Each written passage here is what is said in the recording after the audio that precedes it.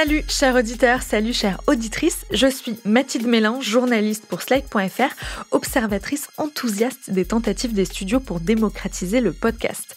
C'est de ça dont on parle aujourd'hui dans Sans Algo, le podcast qui en recommande d'autres, puisqu'il est question du pari un peu fou d'Arte Radio d'aller chercher un nouveau public, non pas grâce à un influenceur aux millions d'abonnés, mais grâce à une fiction quotidienne façon Plus belle la vie.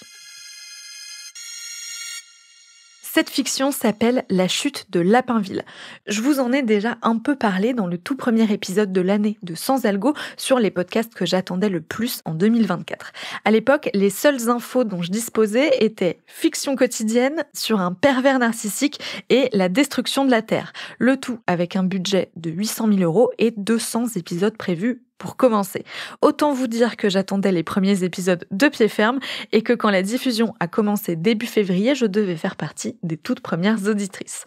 Pour être tout à fait honnête, je n'ai pas tout de suite été convaincue par l'histoire de Lapin, un loser de 38 ans qui se voit retirer son allocation pervers narcissique, tant et si bien qu'il doit rentrer vivre chez ses parents à Lapinville. Alors il tente de récupérer son alloc en participant à un programme de podcast thérapie, encouragé par son assistante sociale, une certaine Spiruline Fifrelin. Et le moins qu'on puisse dire, c'est qu'entre Lapin et Spiruline, c'est deux salles, deux ambiances. Vous savez, normalement je devrais pas vous le dire, mais pendant votre séance, j'ai eu le temps de parcourir un peu vos fichiers audio sur la Dropbox. Ah oui? Les fichiers de ma podcast thérapie, à l'époque où je les enregistrais sans trop réfléchir. C'était quelques jours auparavant, mais ça me semblait une éternité. Oui, enfin j'ai survolé et je ferai une écoute plus attentive, mais comment dire? C'est pas mauvais. Non, c'est bien. Très bien même, il y a je sais pas, il y a un ton, il y a quelque chose. Vous croyez? Oui, c'est singulier, ça ressemble à rien. Je savais que c'était son boulot d'être gentille. Elle était payée pour ça. Alors à l'époque, j'étais pas exactement payée, mais bon, il pouvait pas le savoir. La podcast thérapie, c'est peut-être pas si mal pour vous finalement. Vous croyez pas? Quand une porte se ferme, parfois, elle se rouvre. Donc finalement, vous en avez plein des choses à dire. Vous voyez que vous n'êtes pas bon à rien. Je lui avais jamais dit que j'étais bon à rien, mais elle croyait bien faire. Au fur et à mesure des épisodes, on suit les aventures de Lapin, donc ce grand pâteau plein de haine que vous venez d'entendre, qui est brillamment interprété par Aurélien Gabrielli, et aussi de toute une galerie de personnages. Ça va de la mairesse complètement à côté de la plaque, au mania du pâté, en passant par la star de cinéma déchue ou les parents de Lapin, des jeunes retraités dynamiques que rien ne semble perturber. En toile de fond, on a une ville imaginaire, Lapinville donc, dont on nous dit dès le début qu'elle va être le théâtre de la destruction du monde. Mais bon, ça, c'est un peu un prétexte pour nous attraper et nous faire entrer dans ce soap-opéra grinçant qui emprunte autant au Feu de l'amour qu'à House of Cards. J'ai mis du temps à rentrer dans l'histoire parce que je trouvais que c'était un peu dur de s'attacher à des personnages ou à une intrigue en 5 petites minutes, c'est la durée d'un épisode, mais j'ai quand même continué à écouter, séduite par le sens de la punchline du trio d'auteurs Benjamin Habitant, Vladimir Anselme et Laura Freducci, et aussi par la mise en scène d'une certaine banalité vue par le prisme d'un personnage complètement cynique. Rien n'avait changé, si ce n'est qu'une boutique sur deux avait fermé. Des décos d'Halloween sur les vitrines, en partie recouvertes par des décos de Noël. Sur la grande place, le Sport 2000 était toujours là, niché dans l'ancien palais ducal. Dans mon cœur, toujours pas de nostalgie, pas de mélancolie non plus. Juste une légère et familière envie de vomir. Lapinville bénéficie de nombreux atouts, et en premier lieu, le dynamisme de son équipe municipale. C'est ce que nous explique le maire Dominique Poëlon, en poste depuis 1992. Moi, je gère ma ville en bonne mère de famille. Prenez la communauté des gens du voyage. En soi, je n'ai rien contre. Mais un bowling, ça parle à tout le monde, non? Alors que des mobilhomes, c'est pas l'idée que je me fais d'une ville tournée vers l'avenir. Dans la rue piétonne, c'était plus animé. Des jeunes ensuite à capuche de marque générique, des mamans qui engueulaient leurs enfants, des vieux en costume, de vieux. Je remontais cette rue comme Jésus remontant le Golgotha. Sauf que moi, j'allais pas moisir ici. Tout ça n'était qu'un contretemps. D'un épisode à l'autre, l'histoire prend de l'ampleur et le dispositif sériel avec des cliffhangers et des sous-intrigues perpétuelles s'installe tellement bien que j'ai fini par attendre le prochain épisode avec une grande impatience. Pour savoir comment les équipes d'Arte Radio avaient imaginé ce feuilleton, j'ai invité la nouvelle directrice d'Arte Radio, Perrine Kervran, et une des autrices de La chute de Lapinville, Laura Freducci. Bonjour Perrine Kervran. Bonjour. Bonjour Laura Freducci. Bonjour. Comment et quand est née l'idée d'une fiction quotidienne pour Arte Radio ? Alors, on est les deux pires personnes pour répondre à cette question, parce qu'on est toutes les deux arrivées en cours de route. Ça faisait peut-être déjà presque 3 ans au moment où moi je suis arrivée. Et c'était une idée au départ de Boris Razon, qui voulait en fait tenter l'aventure, l'expérience d'un feuilleton quotidien audio. Et évidemment, dans une optique d'avoir des auditeurs en plus et des auditeurs différents de ceux d'Arte Radio jusque-là. Donc ça, c'était vraiment l'objectif de départ. Et ensuite, avec donc Sylvain Gire, ils ont commencé à réfléchir à qu'est-ce que pourrait être cette fiction, de quoi elle pourrait parler. Il en a parlé assez vite à Benjamin Habitant. Qui est l'un des co-auteurs. Et peut-être on peut juste préciser que Sylvain Gire, c'est l'ancien directeur d'Arte Radio, voilà. Donc votre prédécesseur. Exactement.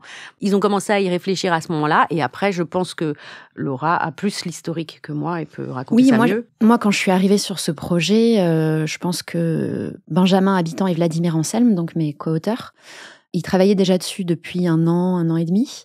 Ils avaient déjà mis en place les principaux personnages.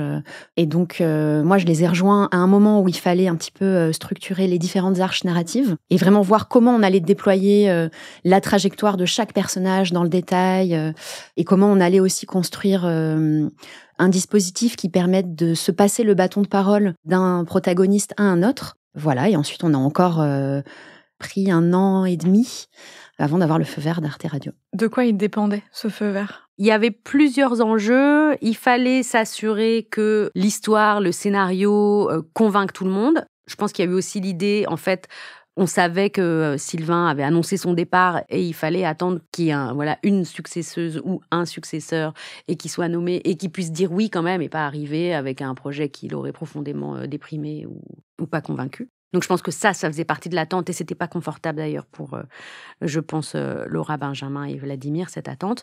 Et puis, il y avait aussi, je pense, le souci de s'assurer que la mécanique sérielle fonctionnait et que, évidemment, Benjamin et Vladimir avaient l'habitude de la fiction radio.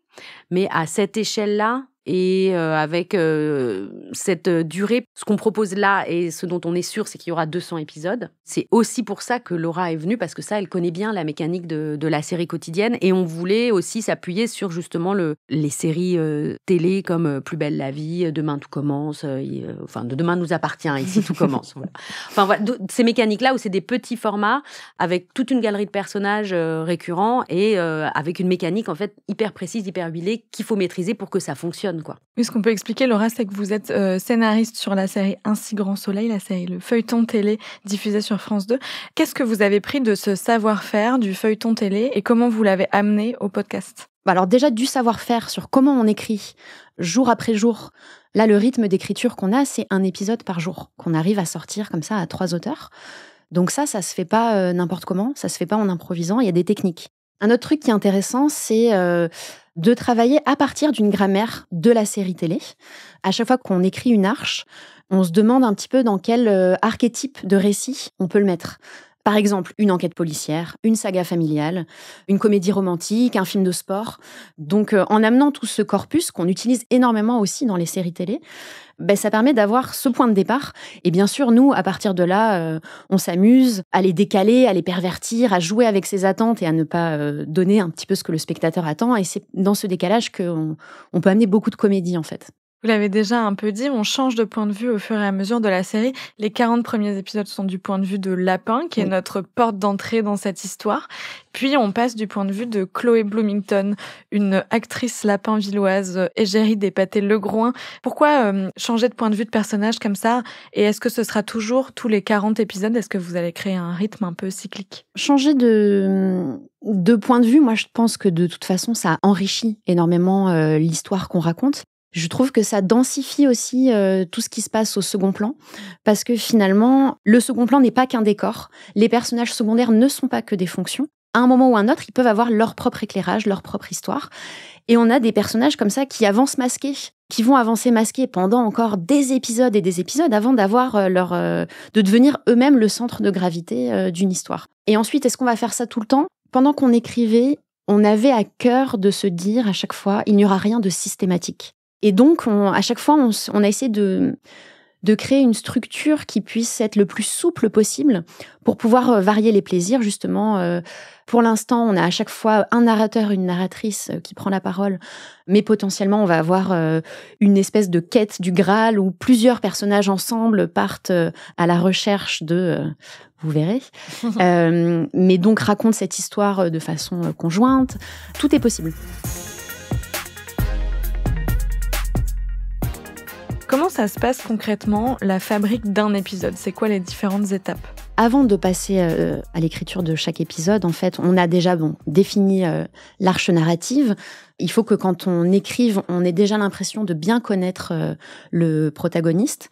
Et ensuite, en fait, on se fait une réunion où on va essayer de découper un petit bout de cette arche en 5 épisodes. On a un fonctionnement hebdomadaire et on repart chacun avec 1 ou 2 épisodes à écrire de notre côté. Et ensuite, on met ces épisodes-là en commun, qui sont des V1, et on a une étape de ballottage. Donc, c'est un peu le moment du crash test pour les blagues, pour est-ce que c'est drôle, est-ce que c'est pas drôle, est-ce qu'on peut aller plus loin, est-ce qu'on peut faire mieux, est-ce que ça nous donne des idées, etc. Donc là, on a des documents partagés, en fait, avec plein de petits commentaires comme ça. Et ensuite, c'est Benjamin Habitant, donc, qui repasse, qui fait une V2 de tous les épisodes pour bien que ce soit cohérent, pour bien que ça s'enchaîne, parce que parfois, les petites articulations, on a empiété les uns sur les autres, ou parfois, c'est juste, il faut vraiment une unité de ton. On a beaucoup de débats sur les personnages. Est-ce que Chloé dirait vraiment ça ? Est-ce que Lapin parle comme ça ? Et donc, ce passage de V2 permet un lissage, en fait, qui rend le tout cohérent. Et une fois que vous avez cette V2, que se passe-t-il ? Est-ce que Perrine, vous le relisez, vous le validez ? Ouais, moi je relis la V2. Alors moi j'ai un problème, c'est-à-dire que moi je suis en tant qu'auditrice dépendante à la série audio et à la série écrite. Donc j'ai une double addiction. Donc j'attends les V2 écrites que Benjamin me communique avec pas mal d'impatience. Généralement c'est par paquet de 10 que je relis ces V2. Et puis, évidemment, je valide ou pas, mais ça n'est jamais arrivé. Donc, voilà, du coup, plutôt sur l'écriture que sur l'intrigue. L'intrigue, les auteurs ont L'intrigue, en fait, je l'ai validée après. J'ai l'impression d'avoir un gros tampon que j'imprime partout. Mais en fait, au départ, quand les auteurs écrivent les arches, c'est des arches assez précises. Et donc ça, je les vois aussi au départ. Et donc, je dis, OK, et là, c'est pareil. Je dis, cette arche, elle est super. Attention, faites attention à ci. Moi, je trouve que ce serait important qu'il y ait plus de ça ou moins de ci. Enfin, voilà, je donne un avis global. Il y a cette première étape qui est vraiment sur l'intrigue, entre guillemets. Et après, moi, je me permets des réflexions aussi en tant qu'auditrice presque. C'est-à-dire que je me dis, mais ça, je trouve ça pas cohérent. Ou... Oui, c'est précieux d'avoir des points de vue extérieurs, en fait, qui sont comme la première lectrice. Il y a Perrine qui s'en occupe. Il y a Noémie aussi qui relit les textes. Parce que nous, on a tellement la tête dans le guidon et puis on est pris dans nos polémiques et dans nos... voilà. Et puis avec 3 coups d'avance sur les semaines d'après et tout. Donc, ça permet d'avoir ce premier regard un peu naïf qui découvre les épisodes au fur et à mesure et d'avoir les réactions. Comme ça, on a aussi des hé hé hé, ho ho ho sur les blagues qui marchent bien, qui font toujours très plaisir. Il y a un élément sonore qui densifie cette fiction, en tout cas de mon point de vue, c'est la voix off de vos personnages, narrateurs. Au début, c'est donc la voix de Lapin qui commente ce qui se passe. J'aimerais qu'on écoute un extrait de l'épisode 5. Comment tu vas gagner ta vie ? Je trouverai. Déjà 18h, il faut que j'y aille. Tu devrais aller embrasser ton père. Ça lui ferait plaisir. Peut-être plus tard. Je dois téléphoner. Ouais. Décidément, j'allais pas moisir ici. Fallait que je passe à l'action tout de suite. La première phase de mon plan était de faire rétablir mon allocation. Allô ? C'est la mairie ? Ouais, je patiente. À ce moment de mon histoire, je sais ce que vous pensez. J'étais censé vous parler destruction, annihilation et plus grosse catastrophe écologique de tous les temps, et pour le moment, la catastrophe, on la voit pas trop. Mais je suis obligé de raconter dans l'ordre. Ne vous inquiétez pas pour l'annihilation, elle viendra bien assez tôt. Là, on l'a entendu, Lapin brise le 4e mur, il s'adresse directement à nous, auditeurs. Pourquoi vous avez fait ce choix d'avoir des personnages qui nous parlent directement ? Ce qui fait que j'aime autant écrire de la fiction audio, une de ses spécificités, c'est la proximité très forte avec un narrateur, une narratrice à travers sa voix, puisque ça nous arrive directement de l'oreille quand on écoute au casque, et c'est très intime, quoi. Donc nous, on a choisi ce dispositif où en fait, c'est une assemblée qui est réunie après la destruction de la Terre, donc il flotte quelque part comme ça dans l'espace. Alors c'est un peu en forme de commission d'enquête, qu'est-ce qui s'est passé, pourquoi, comment on en est arrivé là. Et donc cette assemblée qui assiste à ça, c'est un peu une mise en abîme des auditeurs qui vont écouter notre podcast, quoi. Et du point de vue de l'écriture, ces petites narrations, cette adresse, ça permet toutes sortes de choses, quoi.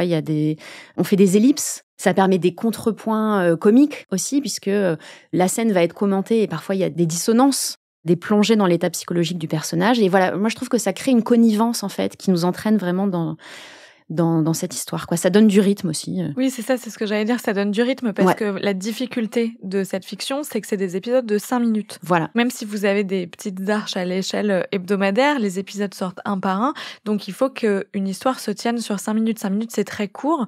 Comment vous faites pour donner du rythme? Est-ce que c'est avec les différentes strates sonores ou est-ce que c'est d'abord à l'écriture et puis le son arrive après? À l'écriture, évidemment, la question se pose. On essaye à chaque fois en 5 minutes, avoir quand même un petit sentiment d'unité. Et effectivement, ces strates, en permettant des ellipses, des effets d'accélération, ça nous permet d'aller à l'essentiel de chaque scène pour faire avancer plus vite les choses, quoi. Est-ce qu'on peut parler un peu des tournages? Comment ça se passe? Est-ce que c'est en décor réel? Est-ce que vous enregistrez un épisode à la fois? Comment ça s'organise? On a mis en place des roulements, donc on tourne 10 épisodes à la fois. Et comme on est dans une économie très rapide où il faut sortir, un épisode par jour, on tourne tout en studio. Alors c'est pareil, c'est quelque chose qu'on a en tête au moment de l'écriture, que ça doit fonctionner sans spatialisation trop complexe. En fait, chaque scène doit fonctionner un peu sur le modèle d'un petit théâtre de marionnettes. On essaye de faire des choses le plus réalistes possible, mais sans s'interdire des petites choses un peu outrées, une esthétique un peu BD, quoi, où on exagère, un peu cartoon. Voilà. Mais c'est dû aussi aux conditions de production qui font qu'on n'est que en studio et on doit aller vite, quoi. On travaille avec un studio qui est vers Colonel Fabien, donc à Paris, qui s'appelle Obsidienne. Donc c'est Rémi Durel et Julie Tribou qui s'en occupent. Et donc ils ont mis en place, pour que ça se passe bien, un système à la fois très simple et vraiment hyper confortable pour nous.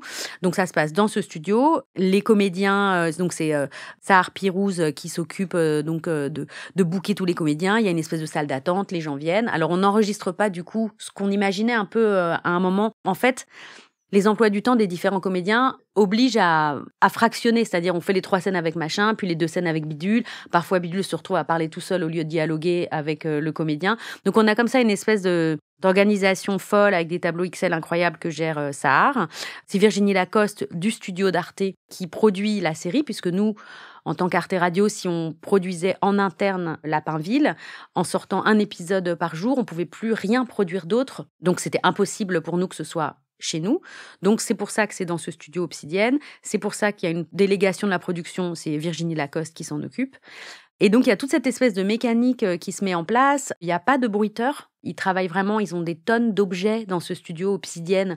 Donc, en fait, ils bruitent après que les prises aient été faites. Donc, ils sont hyper agiles, hyper inventifs. Et du coup, ce système se met en place et roule hyper bien. Et ils peuvent compter aussi sur tout le stock de musique hyper mélancolique et hyper belle de Samuel Hirsch qu'il a composé pour Lapinville. Donc, il y a une espèce de système assez merveilleux qui s'est mis en place et qui fonctionne super bien. Arte a débloqué un budget pour la chute de Lapinville. Il me semble que c'est 500 000 euros. Mais c'est plus, figurez-vous. C'est 800 000. C'est 800 000 euros. Ça représente 1 an de budget d'Arte Radio habituellement. Oui, c'est à peu près notre budget. Au début, ça nous a fait un peu mal. Après, on s'est réjouis. Mais non, c'est une super nouvelle pour cette fiction. Mais c'est vrai que c'est l'équivalent du budget d'Arte Radio. Donc, c'est vrai que pour nous, c'était assez vertigineux. Mais on peut pas faire une fiction de qualité sans... Enfin, la fiction, c'est ce qu'il y a de plus cher en radio. Il faut payer des comédiens qui soient bons. Enfin... Donc, ça nécessite vraiment des sommes importantes. Pourquoi Arte a misé sur ce projet-là en particulier, une fiction quotidienne, et surtout, quelle mission de service public ça remplit? Je ne sais pas si c'était l'intention de départ, mais en tout cas, je sais que parmi les intentions de départ de Benjamin aussi, il y avait la référence à Signé Furax, c'est-à-dire réussir à refaire un grand feuilleton audio quotidien qui marche et que les gens ont envie d'écouter et auxquels les gens s'attachent. Et il y avait l'idée vraiment de jouer avec l'addiction, quoi, d'avoir vraiment envie d'attendre la suite, d'écouter le prochain épisode et de faire un truc addictif. Voilà. Donc ça, c'était quand même le projet. Et le projet machiavélique d'entreprise, c'est évidemment d'avoir plus d'auditeurs, c'est-à-dire de faire venir d'autres personnes vers Arte Radio, de faire qu'Arte Radio ait plus de clics, d'auditeurs. Donc ça marche. Lapinville a rencontré son public, donc ça, c'est pour nous hyper satisfaisant. Lapinville, ça a marché hyper vite. Donc, c'est en ligne depuis février. On a donc 2 millions d'écoutes. Ça représente à peu près 25% des écoutes globales d'Arte Radio. C'est quand même un chiffre important. Et ce qu'on voit quand on regarde nos merveilleuses courbes, c'est qu'il y a toujours des gens qui viennent écouter et qui s'accrochent et qui ensuite font gonfler la courbe aussi. Et qu'est-ce que vous constatez sur les habitudes d'écoute ? Est-ce que les gens écoutent religieusement, jour par jour, un épisode, ou est-ce qu'ils font comme moi et ils attendent d'en avoir 20 en stock pour les binger d'un seul coup ? On a l'impression que les gens, ils jouent le jeu du quotidien. On sait qu'il y a aussi certaines personnes qui écoutent 5 épisodes, qui écoutent leurs épisodes de la semaine le vendredi ou le samedi ou le week-end. Nous, évidemment, à un moment, on s'est dit « Oh, mais en fait, ce qu'on devrait faire, c'est grouper tous les épisodes. Et puis comme ça, régulièrement, les gens, ils n'ont plus qu'à… » Et en fait, non. Nous, on veut qu'il y ait le nombre de clics. Donc, on ne va pas grouper les épisodes. Donc, de toute manière, pas d'intégrale. Voilà, non. Parce que sinon, ça fait un clic pour 200 épisodes. Non. Voilà, nous, on veut nos 200 clics pour les 200 épisodes. Et donc, on voit qu'il y a effectivement quand même pas mal de gens qui jouent vraiment le jeu du rendez-vous quotidien. Où est-ce qu'il est écouté, ce podcast ? Est-ce qu'il est plus écouté sur votre site, sur YouTube, puisque vous faites partie des studios qui marchent très bien sur YouTube, sur les plateformes d'écoute de podcasts ? Alors, il est écouté beaucoup sur notre appli et notre site, à peu près à hauteur de 1/4. Il est beaucoup écouté aussi sur Spotify, sur l'appli Radio France aussi, qui nous a hyper bien mis en avant et on les remercie. Et on est pas mal écouté sur Apple aussi. Le budget déjà bloqué par Arte Radio permet de produire 200 épisodes. Est-ce que vous êtes déjà en discussion avec la direction d'Arte pour voir si cette aventure continuera après les 200 épisodes ou il est un peu tôt ? On est en discussion, on attend des réponses qui doivent arriver, j'imagine, bientôt, parce qu'il faudrait que l'écriture commence assez vite pour qu'on puisse enchaîner. Donc là, ça nous emmène jusqu'en décembre, je crois, décembre-janvier, là, les 200 épisodes en question. Nous, on a déjà des idées pour 4-5 saisons à peu près, donc j'espère que ça va continuer. Nous aussi, on espère. Merci beaucoup, Perrine Carvan et Laura Freducci. Merci. Si cet épisode de Sans Algo vous a donné envie de vous lancer dans la chute de Lapinville, il faut impérativement écouter les épisodes du début et dans l'ordre. Je vous conseille d'enchaîner les 5 ou 6 premiers épisodes d'une traite pour vous faire une idée du ton général de cette fiction. Et après ça, un nouvel épisode est publié chaque jour, du lundi au vendredi, sur arteradio.com et sur toutes les plateformes de podcast. Merci d'avoir écouté cet épisode de Sans Algo. S'il vous a plu, partagez-le autour de vous, laissez-nous des étoiles, des commentaires sur votre plateforme d'écoute et surtout dites-nous si vous avez aimé cette recommandation. Si vous cherchez d'autres podcasts à écouter, sait-on jamais, vous pouvez vous inscrire à notre nouvelle newsletter bimensuelle Podcast et Culture qui est également intitulée Sans Algo. Vous pouvez la retrouver sur Kessel ou sur slate.fr. On vous met évidemment un lien dans la description. Côté podcast, moi je vous dis à dans 15 jours pour un nouvel épisode de Sans Algo. Sans Algo est un podcast de Mathilde Mélin, c'est moi, produit et réalisé par Slate Podcast sous la direction de Christophe Caron. La production est assurée par Nina Pareja et le montage et la réalisation par Aurélie Rodriguez.